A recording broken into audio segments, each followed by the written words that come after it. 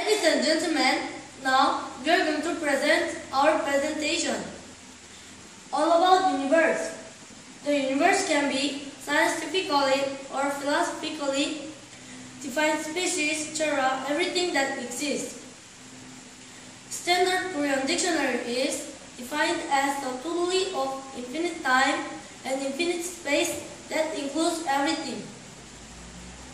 Physics and natural sciences, such as the presence of matter, energy of the universe, and is defined as the totality of space and time that this event takes.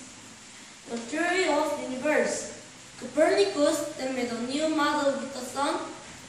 In the middle, this new theory was known as heliocentric, while geocentric model was developed thousands of years ago by Greek philosophers and was the accepted model of the solar system for a century. Neil Armstrong.